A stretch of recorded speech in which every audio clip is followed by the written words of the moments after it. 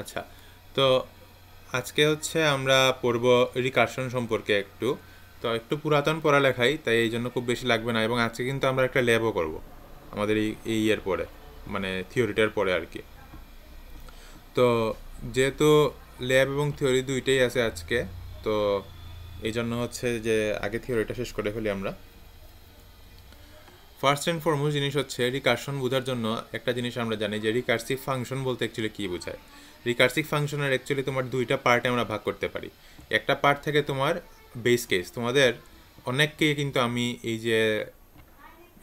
যে মিড টার্মের যে ভাইবা গেছে আমি জিজ্ঞেস করছিলাম যে বেস কেস জিনিসটা কি রিকার্শনের, এবং তোমরা 90%-এর উপরে অনেকেই পারো নাই। বেস কেস কিন্তু আমি ওই সময় বলছিলাম, আজকে আবারও বলতেছি, বেস কেস বা বেস ভ্যালু হচ্ছে সেই জিনিস যে জিনিসে যাওয়ার পরে রিকার্শনটা আর কল হয় না। ঠিক আছে, মানে রিকার্শনটা কি হয়ে যায়, একটা টাইমে তো তোমার স্টপ হতে হবে, তাই না? তো একটা টাইম যদি স্টপ হতে হয় তাহলে তো তোমাকে অবশ্যই কী করতে হবে, একটা জায়গায় গিয়ে তুমি ধরো একটা রুম থেকে আরেকটা রুমে গেলা, আরেকটা রুম থেকে আরেকটা রুমে গেলা, গিয়ে গিয়ে একটা সময় তো এমন অবস্থা আসবে যে আর কোনো দরজা পাবা না, একটা ওয়াল পাবা, তখন তুমি আবার ব্যাক করবা। সো ওই জিনিসটাই হচ্ছে আমার base case. That means base case হচ্ছে বা ভ্যালু হচ্ছে সেই কেস বা ভ্যালু যেখানে ফাংশন আর নিজেকে রেফার করে না, মানে নিজেই নিজেকে আবার কল করে না। আমরা তো জানি রিকার্শন মানে হচ্ছে সেলফ কলিং, তাই না? একটা ফাংশন নিজেই নিজেকে কল করবে। আর এইটা যদি না হয়, এইটার উপরে আমরা প্রথমে এইটা উপরে দিয়ে দিতে হয় ইফ কন্ডিশন দিয়ে। আর না হলে আমরা হচ্ছে ফাংশন নিজে নিজেকে আবার কল করে, এই দুইটাই জিনিস হয় অ্যাকচুয়ালি রিকার্সিভ ফাংশনে। তো এরকম কিছু জিনিস আমরা অলরেডি জানি, ফ্যাক্টোরিয়াল, ফিবোনাচি নাম্বার। আরও দুইটা জিনিস আমরা শিখবো, একটা হচ্ছে টাওয়ার অফ এনো আর একটা হচ্ছে কুইক সর্ট। তো আজকে হচ্ছে আমরা প্রথম তিনটে নিয়ে একটু আলোচনা করব, আর উপরেরগুলা হচ্ছে আর কি ইয়ে করা আর কি, মানে পরেরটা হচ্ছে আর একটা ক্লাসে নিব। সো এতটুকু কি বুঝাইতে পারছি তোমাদের?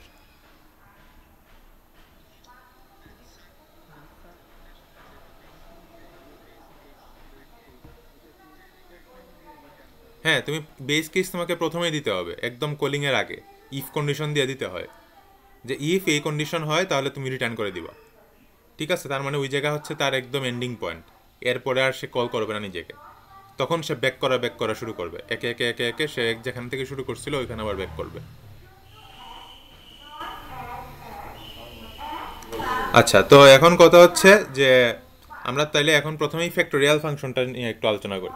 তো ফ্যাক্টোরিয়াল ফাংশনের ক্ষেত্রে তাহলে আমি কি জানি যে রিকার্সিভ ফাংশন হলে কয়টা অংশ থাকতে হয়? দুইটা অংশ থাকতে হয়। একটা থাকতে হয় বেস ভ্যালু বা বেস ফাংশন কেস, আর একটা থাকতে হয় ফাংশন কখন নিজেকে নিজে রেফার করবে। তো এই দুইটা কন্ডিশন, তার মানে ফ্যাক্টোরিয়ালের ক্ষেত্রেও দুইটা জিনিস আছে। তাহলে বলো তো, ফ্যাক্টোরিয়াল যদি আমরা চিন্তা করি তাহলে এন ইকুয়াল টু যদি জিরো হয়, জিরো ফ্যাক্টোরিয়ালের মান কত বলো তো? Zero factorial. তার মানে এটা হচ্ছে ওরা এখানে ধরে নিছে এন ইকুয়াল টু জিরো, তাই হচ্ছে এন ফ্যাক্টোরিয়াল মানে হচ্ছে ওয়ান, মানে জিরো ফ্যাক্টোরিয়াল মানে হচ্ছে ওয়ান। তো আমরা অ্যাকচুয়ালি ওয়ান এখানে ফ্যাক্টোরিয়ালের জন্য জিরো দিতে পারি, আবার ওয়ানও দিতে পারি, ওইটা সমস্যা না। যাই হোক, তো জিরো যেহেতু জিরো ফ্যাক্টোরিয়াল যেহেতু ওয়ান আছে, তার মানে আমি জিরোটাকে আমি ধরবো আমার বেস কেস। তো আমি যদি একটা নাম্বারিং করা শুরু করি, আমি যে এবং নাম্বারিংটা আমার তাহলে কোন জায়গায় এসে শেষ হবে বলো তো, কমতে কমতে কমতে কমতে কমতে কমতে জিরোতে আইসা আর কি নিজে নিজেকে কল করবে? মাইনাস ওয়ানে কি যাবে ফ্যাক্টোরিয়াল ক্যালকুলেট করার সময়? মাইনাস ওয়ানে কিন্তু কখনোই যাবে না, তার মানে জিরোতে গিয়ে আর সে যাবে না। আর যদি এন এর মান জিরোর থেকে বড় হয়, তাহলে আমরা এন ফ্যাক্টোরিয়াল সমান লিখব N into n minus one factorial. তারপর আবার এন মাইনাস ওয়ানের জন্য আবার এন মাইনাস ওয়ানটা যদি গ্রেটার দেন জিরো হয়, তাহলে আবার হবে n minus one into n minus two factorial. আবার এন মাইনাস টুও যদি আর গ্রেটার দেন জিরো হয়, তাহলে n minus two into n minus three factorial. একটা সময় আসবে যে সময় এন এর মান হয়ে যাবে জিরো, তখন এন ফ্যাক্টোরিয়ালের মান হয়ে যাবে ওয়ান, তখন এটা রিটার্ন করে করে করে করে করে করে মানগুলা বসে বসে বসে বসে আসবে। তার মানে এটা হচ্ছে আমার বেস কেস, যেটার জন্য আর ফাংশনটা নিজেকে কল করবে না। আর এটা হচ্ছে আমার বেস কেসের নিচের অবস্থাটা, মানে যে সময় ফাংশনটা নিজেই নিজেকে কল করবে। কোন কন্ডিশনে নিজে নিজেকে কল করবে? যখন N is greater than zero হবে। আর কোন কন্ডিশনে আর নিজেকে কল করবে না? যখন এন ইকুয়াল টু জিরো হবে। তো এখানে আমরা একটু মানে দেখি, ফোর ফ্যাক্টোরিয়ালকে আমরা লিখতে পারি ফোর ইন্টু থ্রি ফ্যাক্টোরিয়াল, মানে N into n minus one factorial. দেখো থ্রিতে চলে আসলাম। থ্রি কি এন গ্রেটার দেন জিরো না?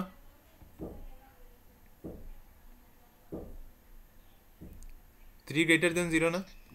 তার মানে কি এখনও তো এই এই এই জায়গাতে এই কন্ডিশনেই আছে। তার মানে এখন আসবে আবার three into three minus one, মানে টু ফ্যাক্টোরিয়াল। টুও তো গ্রেটার দেন জিরো, তার মানে এখন এই কন্ডিশনেই আছে। তাহলে আসলো, তাহলে two into one factorial, two into two minus one মানে ওয়ান ফ্যাক্টোরিয়াল। ওয়ান কি গ্রেটার দেন জিরো, তাহলে আবার আসলো এখানে one into one minus one মানে জিরো ফ্যাক্টোরিয়াল। আবার আসলো জিরো, এন এর মান জিরো, তার মানে কি এখন উপরের কন্ডিশনে চলে গেল না?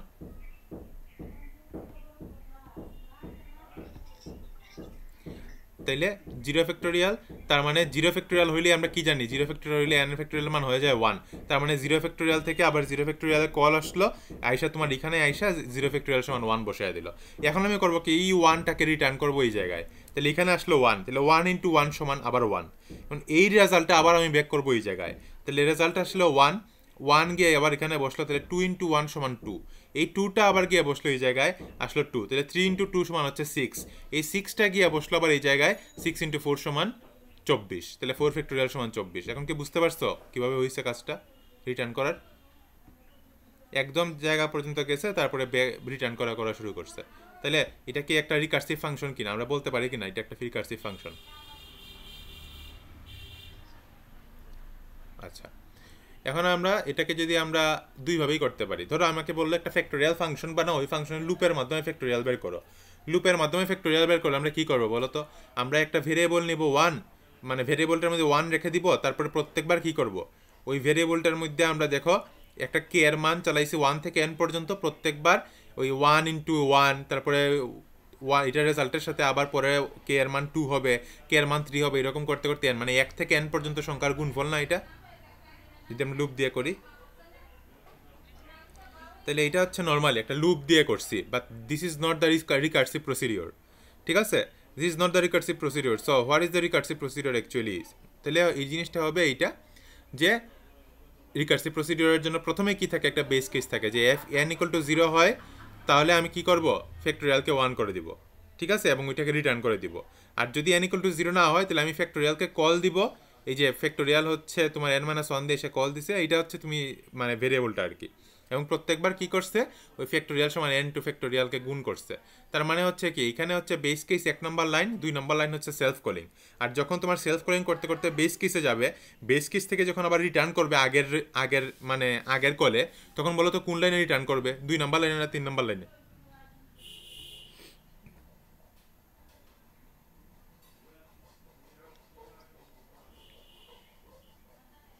কোন লাইনে আসবে?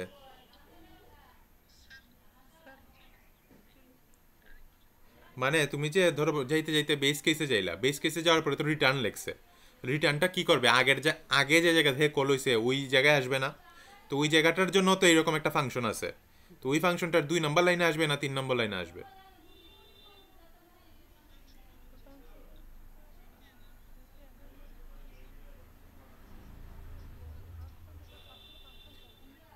Yes, exactly. এরপরে হচ্ছে তোমার 3 নম্বর লাইনে আসবে, ঠিক আছে? তার মানে যেখান থেকে কল হয়েছে ওইখানে রিটার্ন হবে, এবং রিটার্নের ভ্যালুটা নিয়ে তারপরে নিচের লাইনে কাজ করবে। বুঝতে পারছি? তারপরে দেখো নিচের লাইনে কাজ করার পরে এইখানে রিটার্নটা কি করবে, আবার এই জায়গাটা যেখান থেকে কল হয়েছে ওই রকম আরেকটা ফাংশন আছে না, ওইটারও 2 নম্বর লাইনে যাবে, ওইটারও 2 নম্বর লাইনে যাবে, তারপরে ওইখান থেকে আবার 3 নম্বর লাইনে আবার রিটার্ন, তাহলে এটাও যাবে আবার ওই 2 নম্বর লাইনে। বুঝতেছো না? মানে সব সময় তুমি যে এক একটা কপি তৈরি করছো ফাংশনটার, প্রত্যেকটা ফাংশনের কপির মধ্যে ওই 2 নম্বর লাইনেই কিন্তু রিটার্ন করবে, যে সময় রিটার্ন করার সময় হয়। তারপরে হচ্ছে 3 নম্বর লাইনে আসবে, তারপরে হচ্ছে 4 নম্বর, মানে 4 নম্বর করে আবার রিটার্ন করবে। এই এতটুকু ক্লিয়ার যারা যারা আসো? ওকে, এখন আসো ফিবোনাচি নাম্বার ফাংশন। ফিবোনাচি ফাংশনের জন্য আগে বুঝে ফেলি যে ফিবোনাচি নাম্বার জিনিসটা কি। ফিবোনাচি নাম্বার দেখো এখানে দেওয়া আছে 0, 1, 1, 2, 3, 5, 8, 13, 21, 34, 55। দ্যাট মিনস তুমি কি করতেছো, একটা জিনিস মনে রাখবা যে 0 নাম্বার ফিবোনাচি হচ্ছে 0, আর 1তম ফিবোনাচি হচ্ছে 1। তাহলে 2তম ফিবোনাচি কত? 0 আর 1 যোগ করলে কি আবার একই না?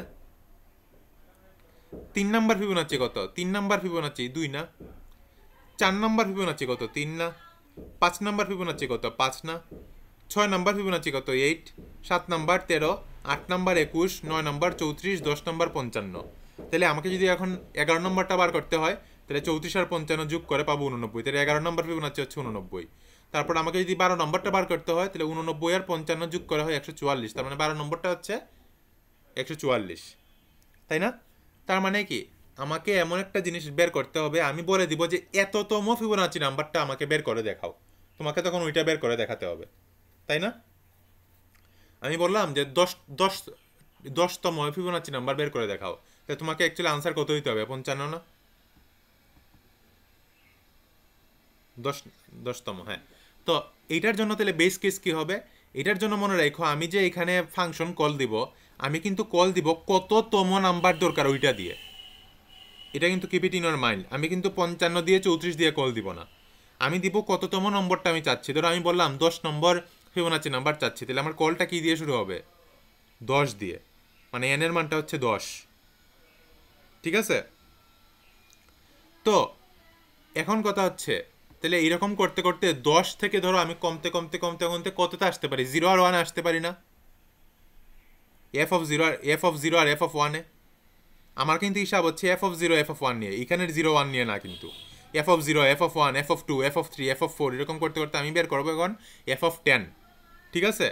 সো যদি তোমার বেস কেস, তাহলে কি হবে? যদি তোমার n এর মানটা 0 হয়, মানে ধরো 0তম ফিবোনাচি নাম্বার, অথবা n এর মানটা 1 হয়, মানে 1তম ফিবোনাচি নাম্বার, তাহলে কি f(0) সমান কিন্তু 0, f(1) সমান কিন্তু 1, এটাই না? তাইলে এটা কিন্তু ক্লিয়ার হয়ে গেল যে আমার n এর মান 0 বা 1 হইলে আমার f অফ nটাও হবে ওই 0 বা 1, মানে f(0) হবে 0, f(1) হবে 1। আমার কিন্তু অ্যাকচুয়ালি বের করার কথা হচ্ছে f অফটা কিন্তু, ঠিক আছে, f(0) f(1) এগুলা। এখন কথা হচ্ছে, যদি n এর মান গ্রেটার দেন 1 হয়, তাহলে আমি কি করব? তুমি দেখো তো, প্রত্যেকবার আমরা কি করি? প্রত্যেকবার আগের দুইটা ভ্যালু নিয়ে যোগ করে তারপরে পরের ভ্যালুটা পাই না? তাইলে তুমি চিন্তা করো, তোমার যদি 0 আর 1-এ গিয়ে একবার ওই এন আর এনটা পেয়ে যায়, তোমাকে কিন্তু এই, আমি যদি তোমাকে প্রথম দুইটা নাম্বার বললে দেই, তাইলে কিন্তু পরের নাম্বারগুলো বের করা কোনো তোমার জন্য ব্যাপারই না, তাই না?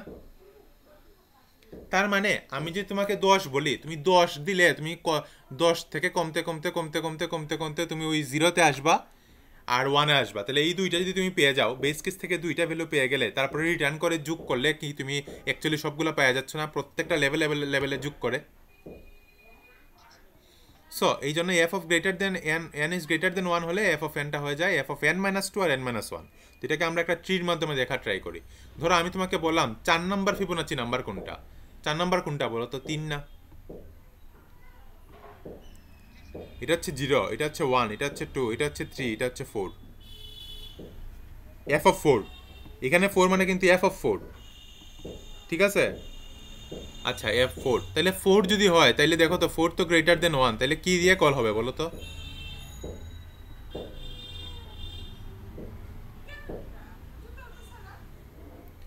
2 আর 3 নিয়ে কল হবে না? হ্যাঁ, তাহলে 2 আর 3 দিয়ে। আবার দেখো 2ও কি তোমার 1 থেকে বড় না? তাহলে এটাকে কি দিয়ে কল হবে? আবার 1 আর 0 দিয়ে কল হবে না? n-1 আর n-2 দিয়ে কল হইলো। এখন দেখো, যেই 1 আর 0 হইলো, তাহলে কি সাথে সাথে আমরা কি জানি? বেস কেসে চলে গেল না? 1 আর 0 হইলে ডাইরেক্ট আনসারটা কি? 1 হইলে 1, 0 হইলে 0, ঠিক কি না? আবার ডান দিকেও দেখো সেম, 3 যেটা 2 আর 1 হয়েছিল, এই 1 থেকে তো 1ই পেয়ে গেলাম, আর এই 2কে আবার ভাঙবো 1 আর 0, 1 থেকে 1, 0 থেকে 0, এতটুকু কি বুঝাইতে পারছি? তার মানে 4তম ফিবোনাচি সম্বার বার করতে গেলে আমাকে চতুর্দিকে ব্রাঞ্চগুলোকে বিস্তৃত করতে করতে কোথায় আসতে হবে? ওই 1 0 1 0 1 এইগুলোতে আসতে হবে। আচ্ছা, আসলাম। এখন আমি করব কি, এই 1টা এখানে রিটার্ন হইল, এই 0টা এখানে রিটার্ন হইল, ঠিক আছে? এখন বলো, এই 1 আর 0 যোগ করলে কত হয়? এই 1 আর 0 কিন্তু যোগ করতেছো না, এই 1 আর এই 0 কিন্তু যোগ করতেছো না, সাবধান। এখান থেকে যে 1টা গেছে এইটা, আর এখান থেকে যে 0টা গেছে ওইটা, এই দুইটা যোগ করছো, যোগ করলে কত হয়? 1 হয় না? এই 1টা যাবে এই জায়গায়, তাহলে 2 নাম্বার ফিবোনাচি কত বলো তো? f(2) কি 1 না? তাহলে কি মিলছে ব্যাপারটা? মিললো না? তুমি এখান থেকে 1 নিছিলা, এখান থেকে 0 নিছিলা, তারপরে 1 আর 0 যোগ করে পাইছো 1, তাই এই 1টা তো আবার এখানে রিটার্ন করবে, এই যে এই জায়গায়। তাহলে 2 নাম্বার ফিবোনাচির উপরে কি এখন 1 আছে না? সেম এইখানের মধ্যে দেখো, এখান থেকে 1 রিটার্ন হলো, এখান থেকে 0 হলো, 1 আর 0 যোগ করে এখানেও তো 2 নাম্বার 1 আছে না? আবার এখান থেকেও দেখো একটা 1 রিটার্ন হয়েছে, এই 1 আর এখানের 2 এর উপরে একটা 1 আছে, 1 আর 1 যোগ করে কত হয়? 2। তাহলে 2টা 3-এ যাবে, তাহলে 3 নাম্বার ফিবোনাচি কি 2 না? এই যে, তাই এখানে আছে 2 আর এখানে আছে 1, 1 যোগ 2 সমান কত? 3। তাহলে 3টা যাবে 4-এর উপরে, তাহলে 4 নাম্বার ফিবোনাচি কত? 3 না? তাইলে তাইলে আমি যদি 10-এর জন্য বের করি তাহলে 10-এর জন্য সেম এরকম করে করে রিটার্ন করে করে অ্যাকচুয়ালি ফিবোনাচির নাম্বারটা পেয়ে গেল না যোগ করতে করতে। তো তুমি চিন্তা করছো রিকারশন জিনিসটা কত ইজিলি করা গেছে। সো এই জিনিসটাকে বলা হয় রিকারশন ট্রি বা ফিবোনাচি ট্রি আর কি, ফিবোনাচির জন্য এটা ফিবোনাচি ট্রি। তো এটা অনেক ক্ষেত্রে অপটিমাইজ করা যায়। অপটিমাইজ করার ব্যাপারটা আমি তোমাদের একটু বলি যারা যারা একটু আগ্রহী জানতে, যে তুমি চিন্তা করো এখানের জন্য তো তুমি দুই দুই একবার বের করছো না, এখানের জন্য তো তুমি দুই আরেকবার বের করছো, তাহলে কি জিনিসটা আসলে ডাবল ক্যালকুলেশন হচ্ছে না? তাহলে তুমি চিন্তা করো তোমার যদি এখন 100-র জন্য ফিবোনাচি বের করতে বলে তাহলে কতবার ডাবল ক্যালকুলেশন হইতে পারে? অসংখ্যবার ডাবল ক্যালকুলেশন হইতে পারে। কিন্তু আমি যদি একবার ক্যালকুলেশন করে কোনো জায়গায় সেভ রেখে দেই এবং সেম টাইপের ক্যালকুলেশন ব্রাঞ্চ কোনো একটা ব্রাঞ্চে গিয়ে যদি আবার সেম টাইপের একটা নাম্বার পাই এবং সাথে সাথে ওই সেভ করা জিনিসটা এখানে বসায় দেই, তাইলে কি আমার আর নিচে যাওয়ার দরকার আছে? ধরো ধরো এখানে যে চারের জন্য এত বড় একটা ট্রি পাইছো, ধরো তুমি চারের জন্য আলাদা আরেক জায়গায় ট্রি ভিজিট করে চারের জন্য রেজাল্ট পেয়ে গেছো, তাহলে কি এই চারের জন্য আবার এখানে যাওয়ার দরকার আছে? তাহলে তুই 4 পাওয়ার সাথে সাথেই তুমি ওই নাম্বারটা বসায় দিতে পারো। তার মানে তুমি চিন্তা করো কতটুকু অপটিমাইজ হচ্ছে ট্রিটা। সো এই যে জিনিসটা, এটা কি বলা হয় তোমার ডাইনামিক প্রোগ্রামিং বা ডিপি। ঠিক আছে, একদম বেসিক কনসেপ্ট যে আমি কিভাবে অপটিমাইজ হইতে অনেক বড়, আমি তোমাকে কোড করে দেখাবো না যে ফিবোনাচি নাম্বার আমি যদি 20-30 পর্যন্ত হয়তো তুমি দেখবা ইজিলি বের করে ফেলছি 30তম, কিন্তু 50-100 দিলেই দেখবা কম্পিউটারের কাজ করতেছে না। ঠিক আছে, কারণ হচ্ছে এই ট্রি বানাইতে বানাইতে বানাইতে বানাইতে তার অনেক সময় লাগে। ঠিক আছে, সো হ্যাঁ বলো।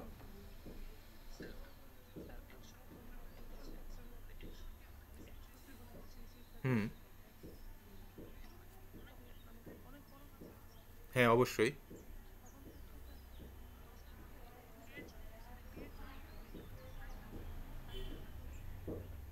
100 তো হচ্ছে মানে সাইজ বলতে কি এখানে তো তোমার 100 মানে কি, 100 মানে 98 আর 99, আবার 99 কে আবার তুমি 99 থেকে তুমি আর একটা 98 পাচ্ছ না। তো তুমি চিন্তা করো তুমি যদি বাম দিকের 98-র জন্য আগে সেট করে রেখে দাও একবার কল করে, তাহলে এই 99-র জন্য কি আবার 98 নিচে যাওয়ার দরকার আছে? তো তুমি চিন্তা করো তোমার পুরা এক সাইড পুরা নাই, এক সাইড কাজ করতে হইতেছে না। কত কত মানে সাইজ তোমার এখানে মানে কমছে আর কি। একে তো হচ্ছে তোমার কল হইতেই থাকে, এটা টাইম লিমিট এক্সিড হয়ে যায়। ঠিক আছে, এটা তুমি দেখবা যে এটা অনন্তকাল চলতে থাকবে, তুমি যদি আরো বড় নাম্বার একটা দাও, মানে এটা এত মানে বড় একটা জিনিস। সো আশা করি তোমাদের কনসেপ্টটা বুঝতে পারছি। সো মনে রাখবা এই 4 মানে কিন্তু সিরিজের 4 না, এই 4 মানে হচ্ছে 4 নাম্বার ফিবোনাচি নাম্বার। ঠিক আছে, এই যে 1 আর 0, এই যে 1 আর এই যে 0, বলো তো এই 1 আর 0 কি তোমার এই 0 আর 1টা? এই 1 আর 0,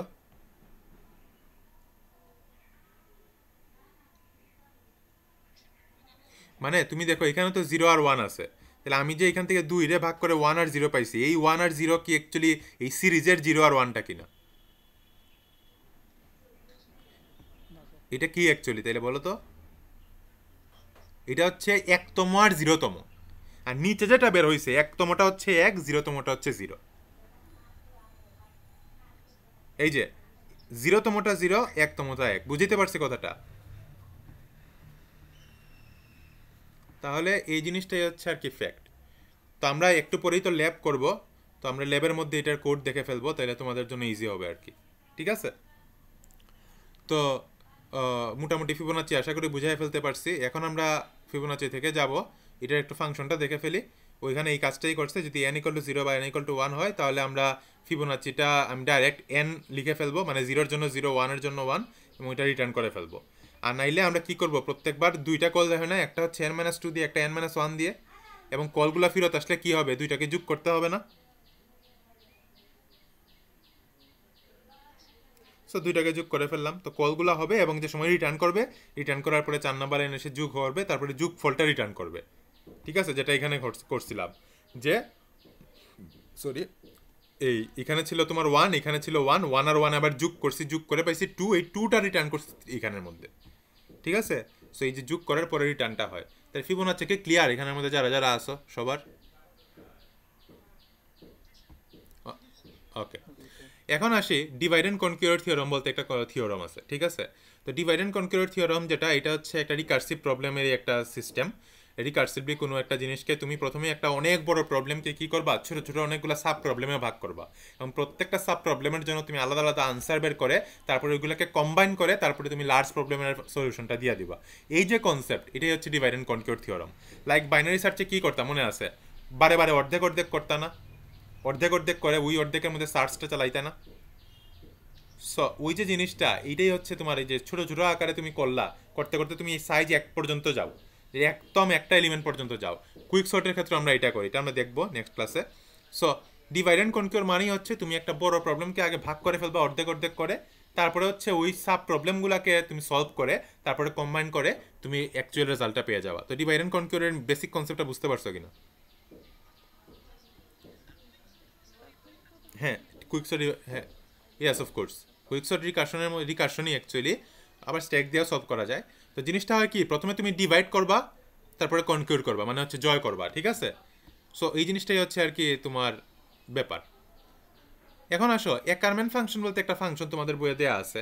এই ফাংশনটা হচ্ছে কিছুই না, রিকার্শনটা বোঝার জন্য হাতে কলমে তুমি প্র্যাকটিস করার জন্য একটা ফাংশন আর কি, ঠিক আছে? যে সে তোমাকে বলে দেয় যে যদি m = 0 হয় তাহলে তুমি এই এ অফ এম এন এর মানটা হবে n+1।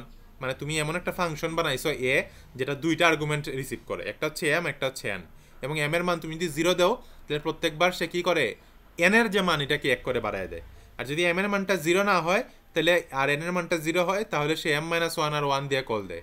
আর যদি এম এর মানও 0 না হয়, এন এর মানও 0 না হয়, তাহলে m-1 দিয়ে কল দেয় এবং আরেকটা কল নিজেই নিজের ভিতর আরেকটা কল দেয়। তার মানে জিনিসটা কিন্তু আরও কমপ্লেক্স। মানে তুমি যখন হাতে কলমে করবা তখন তুমি আসলে তখন মানে এটা হচ্ছে হাতে কলমে প্র্যাকটিস করার জন্য একটা খুব ভালো ফাংশন আর কি, ঠিক আছে? রিকার্শন যারা অ্যাকচুয়ালি আরও ফিল নিয়ে বুঝতে চাও এটা করতে পারো, ঠিক আছে? এম এর আর এন এর ধরো তুমি র্যান্ডম 2-3টা ভ্যালু ধরবা, ধরে ধরে তুমি আগাবা, আগে আগে কাজটা করবা, ঠিক আছে? ওকে, তো এইটাই এতটুকুই। এখন আসি যেটা হচ্ছে খুবই মানে মজার এবং খুবই মানে মানে কি বলবো যে ইন্টারেস্টিং, ঠিক আছে? তো ইন্টারেস্টিং যে জিনিসটা আমরা এখন পড়বো সেটা হচ্ছে টাওয়ার্স অফ হ্যানয়। তো টাওয়ার্স অফ হ্যানয়ের যে কনসেপ্ট, এটা আগে আমি একটু বলি। তোমরা এখানের মধ্যে দেখো ABC, তিনটা স্তম্ভ আছে না? এটাকে আমরা ইংরেজিতে বলি প্যাগ, ঠিক আছে? তো তিনটা প্যাগ আছে। এখন দেখো এ যে প্যাগটা আছে, এই প্যাগের মধ্যে তোমার 6টা ডিস্ক আছে, এবং ডিস্কগুলা কিভাবে সাজানো বলো তো? ছোট থেকে বড় আকারে সাজানো না, উপর থেকে নিচে, এটার থেকে এটা বড়, এটার থেকে এটা বড়, এরকম করতে করতে সবার নিচেটা সবার বড়। তাহলে তোমাকে বলছে, এখন বলবে যে এ হচ্ছে তোমার একটা প্যাগ, বি হচ্ছে একটা অক্সিলারি প্যাগ, আর সি হচ্ছে তোমার মানে আলটিমেট প্যাগ, মানে এন্ডিং প্যাগ।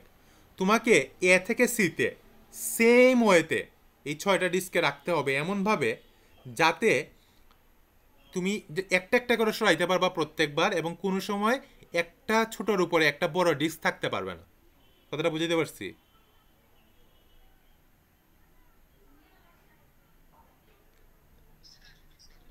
মানে তুমি একবারে একটা একটা করে প্রত্যেকবার সরাইতে পারবা।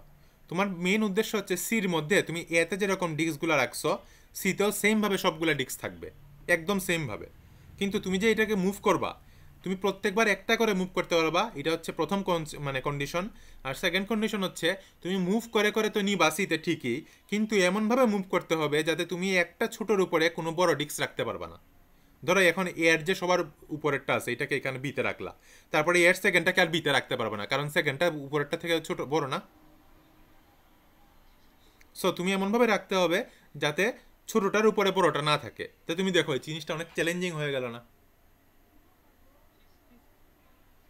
তাইলে এই জিনিসটা এখন আমরা আমাদের সলভ করতে হবে, এবং রিকার্শন এতই সুন্দর একটা জিনিস, এই জিনিসের মতো একটা জিনিসকে সে সলভ করে ফেলে।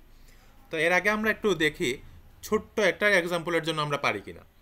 আগে এখানে তো আসলে এন এর মান 6, তাহলে আমরা দেখি এন এর মান 3-এর জন্য কীরকম রেজাল্ট হয়।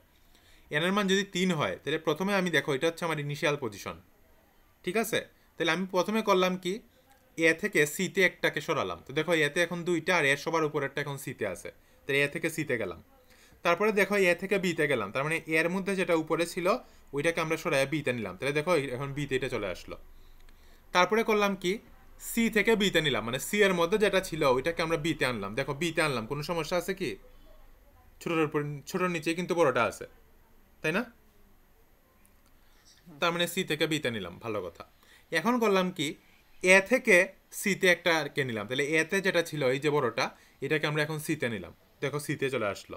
আচ্ছা, এরপরে করলাম কি, বি থেকে এতে নিলাম, তো এই যে বি এর যে জিনিসটা এটাকে আমরা এতে আনলাম, তাহলে দেখো বি এর জিনিসটা এতে চলে আসলো। তারপরে করলাম কি, বিটাকে আবার সিতে নিলাম, তাহলে দেখো বিটাকে এখন সিতে নিলাম, তারপরে দেখো এটাকে সিতে নিলাম, তাহলে দেখো এটা, তাহলে দেখো সিতে চলে আসলো না সেম ভাবে। কিন্তু প্রত্যেকবার কি করছি, একটা করে সরাইছি না, এবং প্রত্যেকবার যে যে জায়গায় তুমি দেখতেছো উপরে উপরে আছে, কোনো জায়গায় কি এমন কেস হয়েছে যে ছোটটা নিচে আছে? তাহলে দেখো তিনের জন্য কি আমার জন্য সলিউশনটা আমরা পেয়ে গেলাম না? কিন্তু এখন 4 5 6 বা আরো যদি বেশি হয় তখন তো আমার সলিউশনটা আরো বের করতে হবে, তখন তো জিনিসটা আমাদের কাছে এখন আর একটু মানে জটিল হয়ে গেল। তাহলে তুমি চিন্তা করো আমরা করব কি, আমরা এই ফুল জিনিসটাকেই, ধরো এটাকে আমরা ধরি বিগিনিং প্যাগ, এটাকে ধরি আমরা অক্সিলারি প্যাগ, এটাকে ধরি আমরা এন্ডিং প্যাগ। তো আমরা করব কি, আমরা বিগিনিং এন্ডিং আর অক্সিলারিকে ইন্টারচেঞ্জ করব, করে করে অনেকগুলো কপি চিন্তা করব আমাদের কাছে আছে, ঠিক আছে? এবং ছোট ছোট প্রবলেমের জন্য এটা সলভ করে আমরা বড় প্রবলেমের জন্য এটা সলভ করে ফেলবো। তো জিনিসটা আমি একটু কনসেপ্টটা বুঝাই। ধরো এখানের মধ্যে তোমার কয়টা আছে, 6টা আছে। এবং তুমি করলা কি, তুমি যদি এরকম কিছু একটা করতে পারতা, এই 6টার মধ্যে তুমি 5টাকে তুমি নিয়ে নিলা বিতে, তারপরে তুমি এই একটাকে নিয়ে নিলা সিতে, তারপরে এই 5টাকে আবার নিয়ে আসলা সিতে, এরকম করলে কি অ্যাকচুয়ালি তোমার কাজটা হয়ে যেত না? হইতো তো। কিন্তু কথা হচ্ছে, আমার কন্ডিশন কি বলছে, আমি একসাথে কি 5টা সরাইতে পারি? একটা করে নিতে পারি। তার মানে এখন চিন্তা করো, আমি তো এখানে ধরো 5টা সরাইছে, আমি যে আরেকবার কল দেই, এই 5টাকে আবার করলাম কি, 4টা নিয়ে একটাতে নিলাম, আবার তোমার 2টা নিয়ে একটাতে নিলাম। ওই ধরো এখন এই 5টার জন্য আমি আবার কাজ করলাম, পরে ধরো এই 5টা থেকে 4টা আলাদা হলো, তবে এই 4টার জন্য আমি আবার কলটা দিলাম, তারপরে আবার 4টা থেকে 3টা হলো, 3টার জন্য আবার কলটা দিলাম, এরকম করতে করতে আমি একদম একে পর্যন্ত যাইতে পারবো না? তাহলে তুমি চিন্তা করো এখানে কতটুকু মানে একটা জিনিস তারা বের করে ফেলছে, যে তোমার 5টা সরাইছে, কিন্তু আমি যখন এরকম করতেছি, করতে করতে একটা টাইম তো আসবে যখন আমি অ্যাকচুয়ালি একটা একটা করেই সরাচ্ছি সবসময়, হবে না? যে 5টা আছে, এখন তো 5টা আছে, এটা তো করতে পারি না, তাহলে 4টা দিয়ে কল দিব, 4টার জন্য আমি করতে পারি না, 3টা দিয়ে কল দিব, 3টা দিয়েও করতে পারি না, তারপরে 2টা দিয়ে কল দিব, 2টা দিয়ে এরকম করতে করতে কিন্তু এক পর্যন্ত আমরা যাইতে পারি, তাই না? তাই মানে আমি এখন একটা জিনিস আমি তোমাদের বলে রাখি, যে জিনিসটা আমাদের সবসময় করতে হবে, যে জায়গা থেকে যে জায়গায় আমরা প্রথমে নেই, আমরা ওইটাকে তখন এন্ডিং ধরি। আমি কি বলছিলাম, এটা হচ্ছে বিগিনিং, এটা হচ্ছে অক্সিলারি, এটা হচ্ছে এন্ডিং। তাহলে তুমি বলো তো, এই যে এই স্টেপ থেকে এই স্টেপে গেলাম, তখন আমরা কি থেকে কিসে সরাইছি, এ থেকে বিতে সরাইছি না? তার মানে কি, আমার এটা হচ্ছে বিগিনিং আর বিটা ছিল অক্সিলারি, কিন্তু এই স্টেপে বিটা কি এন্ডিং না? মানে জাস্ট যেখানে থেকে যেখানে যায়, আমরা তো এটাই ধরি যে এখান থেকে এখানে গেছে, তার মানে কি একটা হচ্ছে স্টার্টিং পয়েন্ট, একটা হচ্ছে এন্ডিং পয়েন্ট। তো তুমি একদম শুরুতে চিন্তা করো, এই যে 5টা তুমি সরাই বিতে নিছো, তার মানে কি এটা বিগিনিং ঠিকই আছে, বি যেটা অক্সিলারি ছিল এটা এখন এন্ডিং হয়ে গেছে না? আচ্ছা, আবার 3 নম্বর স্টেপে দেখো, এ থেকে সিতে একটাকে সরাইছি, তাহলে এ বিগিনিংয়ে আছে আর সি এখন এন্ডিং হয়ে গেছে না, কারণ সিতে যেহেতু সরাইছি। তাহলে এখন তো তোমার এ বিগিনিং আছে, সি এন্ডিং এ আছে, আর বি অক্সিলারি আছে। আর এই স্টেপে দেখো কি হয়েছে, বি থেকে সিতে সরাইছি, তার মানে এখন বিগিনিংটা বি হয়ে গেছে না? তাহলে বিগিনিং থেকে এন্ডিং এ গেছে আর অক্সিলারিটাকে আমরা এ ধরে নিছি। এই জিনিসটাই এখন এখানে 3টা কল হয়। তাহলে আমার অ্যাকচুয়াল ফাংশনটা হচ্ছে এরকম, একটা টাওয়ার নামে একটা ফাংশন থাকে, যেখানে আমরা এন দিয়ে কল দেই, তারপরে আমার বিগিনিংটা থাকে, তারপরে আমার অক্সিলারিটা থাকে, তারপরে আমার এন্ডিংটা থাকে। এটা হচ্ছে একদম ইনিশিয়ালি যেটা, এইটা। এখানে এন এর মান হচ্ছে 6, বিগিনিং হচ্ছে এ, এন্ডিং হচ্ছে বি, আর সরি সরি বিগিনিং হচ্ছে এ, অক্সিলারি হচ্ছে বি, আর এন্ডিং হচ্ছে সি। এখন দেখো, প্রত্যেকবার ফাংশনে ঢোকার পরে আমার যদি এই কাজটা বারে বারে করতে হয়, আমার কয়টা স্টেপ সবসময় কল দিতে হয়? 3টা কাজ করতে হয় না? প্রথমে এ থেকে বিতে নিতে হয়, তারপরে এ থেকে সিতে নিতে হয়, তারপরে বি থেকে সিতে নিতে হয়, তাহলে অ্যাকচুয়ালি কল 3টা না?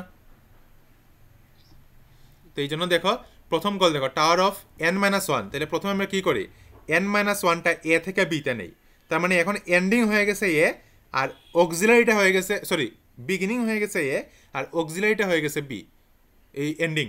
তাহলে দেখো বিগিনিং আর দেখো অ্যাকচুয়ালি তোমার তো এন্ডিং ছিল লাস্টে, তাহলে এখন এন্ডিংয়ে যে অক্সিলারিটা চলে আসবে না? জি স্যার। আর 2 নম্বর জায়গায় কি ছিল, একটা ডিস্কে আমি এ থেকে সিতে নিছি, এখানের মধ্যে কিন্তু কোনো চেঞ্জ নাই, বিগিনিং বিগিনিংয়ে আছে, এন্ডিং এন্ডিংয়ে আছে। তাহলে দেখো one beginning auxiliary ending, change আছে। আর যদি এখানে হয় তাহলে এখানে কি হচ্ছে, n-1টা আমি বি থেকে সিতে নিচ্ছি, তার মানে বিগিনিং হয়ে যাবে এখন অক্সিলারি, আর এন্ডিং ঠিকই আছে, আর অক্সিলারি হয়ে যাবে এ। তাহলে দেখো বিগিনিং হয়ে গেছে অক্সিলারি, আর এন্ডিং এন্ডিং ঠিকই আছে, আর অক্সিলারির জায়গায় আমি বিগিনিংটা লিখে দিছি। বুঝতে পারছি? এখন আরও ক্লিয়ার করি, আসো আমরা ট্রিটা দেখি। তোমরা কি এটা দেখতে পাচ্ছ ট্রিটা?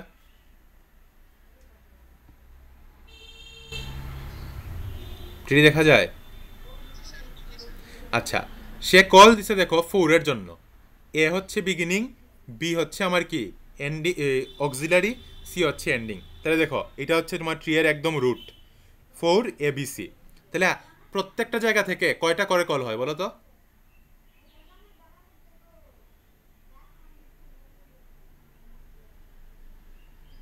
3টা করে না?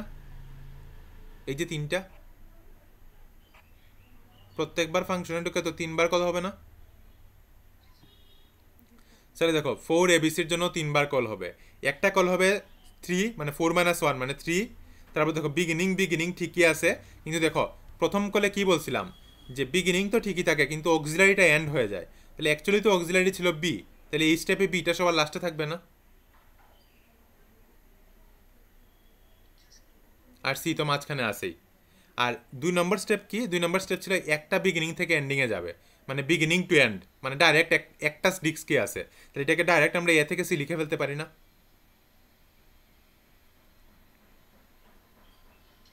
আচ্ছা, জি আর তোমার এখানে আরেকটা কল হয়, আরেকটা কল হয় কি 3, মানে n-1 মানে 4-1 3 দিয়েই, কিন্তু তখন অক্সিলারিটা হয়ে যাবে বিগিনিং, অ্যাকচুয়ালি অক্সিলারি ছিল বি, তাহলে এখন দেখো বিটা সর্বপ্রথম চলে আসলো না?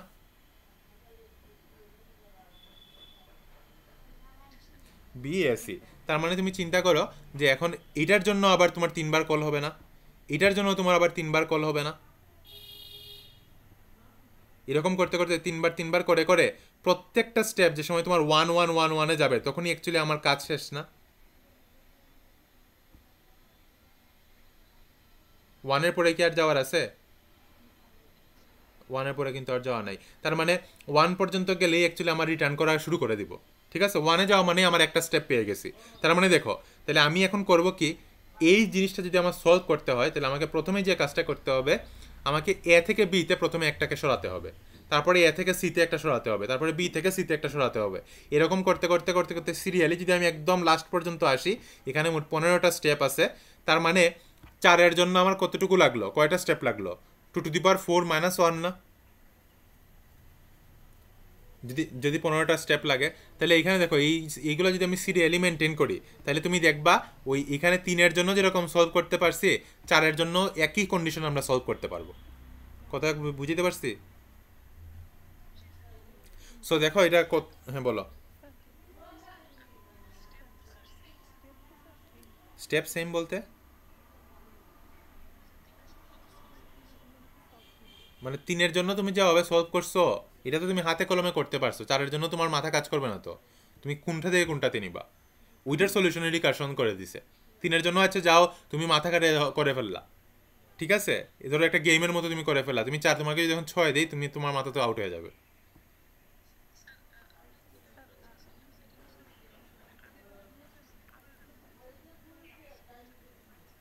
আগে এখানে অ্যাকচুয়ালি তোমার মানে টাওয়ার অফ এনোয়ার ক্ষেত্রে তোমার অ্যাকচুয়ালি প্রত্যেকটা স্টেপ আলাদাভাবে ফাইন করতে হয়, এখানে অ্যাকচুয়ালি তোমার অপটিমাইজেশনের ব্যাপারটা ওই রকম নাই।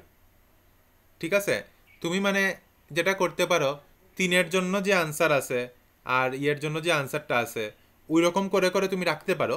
ঠিক আছে, কিন্তু তোমার কিন্তু কলগুলো হচ্ছে ডিফারেন্ট ডিফারেন্ট, হঠাৎ করে অক্সিলারি চেঞ্জ হয়ে যাচ্ছে, হঠাৎ করে কিন্তু বিগিনিং চেঞ্জ হয়ে যাচ্ছে, এন্ডিং চেঞ্জ হয়ে যাচ্ছে, কথাটা বুঝতে পারছি? কোনো ইউনিফর্ম কিন্তু এই লাইনের জন্য যেটা বিগিনিং এন্ডিং, এটার জন্য যেটা বিগিনিং এন্ডিং এই লাইনের জন্য কিন্তু সেম না, এই লাইনের জন্য কিন্তু সেম না। বুঝছো? তার মানে এটা কিন্তু চেঞ্জ হয় প্রত্যেকবার, সো ওই জিনিসটা একটু মাথায় খেয়াল রাখতে হয়। এরপরে যদি অপটিমাইজ করার কোনো অপশন অবশ্যই আছে, ওইটা আর কি একটু তোমরা জেনে নিও আর কি, যদি করা যায়। ঠিক আছে? সো এখন দেখো এখানে এই মানে জিনিসটাই লেখছে, যদি n=1 পাই তাহলে আমি বিগিনিং থেকে এন্ডিং ওইটা আমি মানে প্রিন্ট করে ফেলবো এবং রিটার্ন করা শুরু করব। আর নাহলে কী করব, এই যে একটা কল দিছে n-1 দিয়ে, আর একটা তোমার ডাইরেক্ট তোমার লাইনটা লিখে ফেলছে, এটা আবার কল দিলেও হবে, সমস্যা নাই। আবার আরেকটা হচ্ছে n-1 দিয়ে, ওই যে তিনটা কল দিছে আর কি। ঠিক আছে? 2 নম্বরে একটা কল দিছে, 3 নম্বরে একটা কল দেওয়ার কথা, জাস্ট ডাইরেক্ট আনসার লিখে ফেলছে, আর 4 নম্বরে আরেকটা কল দিছে। টাওয়ার অফ এনওয়েকে বুঝাইতে পারছি? তাহলে আমাদের আজকের থিওরি ক্লাস অ্যাকচুয়ালি এতটুকুই।